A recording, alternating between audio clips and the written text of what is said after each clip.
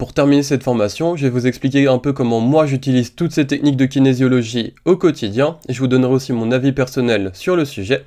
Donc déjà, il faut savoir que mon entraînement personnel, il est très athlétique, donc je fais beaucoup de sauts, d'accélération, de décélération, de changement de direction, très souvent en extérieur sur des surfaces dures, et quasiment tous les jours.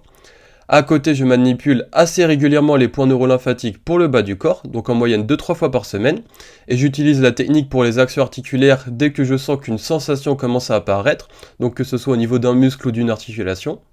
Pour le haut du corps, ça va beaucoup dépendre du volume d'entraînement que j'ai sur la zone dans la semaine. En général, j'essaie de manipuler les points neurolymphatiques pour le haut du corps au moins 1 à 2 fois par semaine.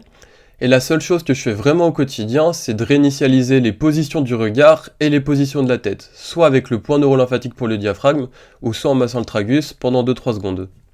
Concernant la technique de souvenir de blessure, je l'utilise uniquement en cas de traumatisme lors d'un entraînement, ce qui arrive très rarement, ou alors lorsqu'une sensation elle commence à vraiment me gêner, ce qui est aussi très rare.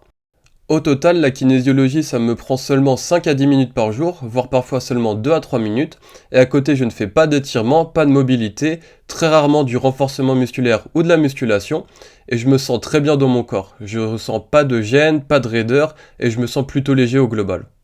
De mon point de vue, une fois que les points neurolymphatiques et les différentes techniques de kinésiologie sont connues, c'est très facile de se préparer ses propres routines qu'on peut réaliser régulièrement, donc ça va être très efficace et ça va demander peu de temps. On peut ensuite s'occuper des gènes, des douleurs ou des sensations spéciales dès qu'elles apparaissent. Avant de vouloir tester des gens, ça va être important de commencer par travailler sur soi, parce que ça va ensuite permettre de pouvoir aider les autres du mieux possible.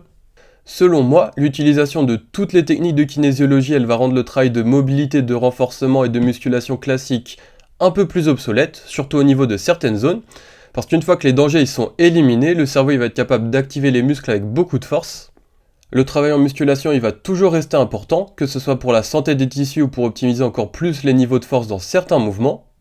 Mais le besoin de travail correctif, de mobilité, de renforcement des pieds ou des abdos, il va beaucoup moins se faire ressentir parce que les niveaux de raideur problématiques dans le corps ils vont être grandement atténués et les muscles des pieds et des abdos ils seront déjà forts. Et c'est quelque chose qu'on pourra observer dans les tests musculaires.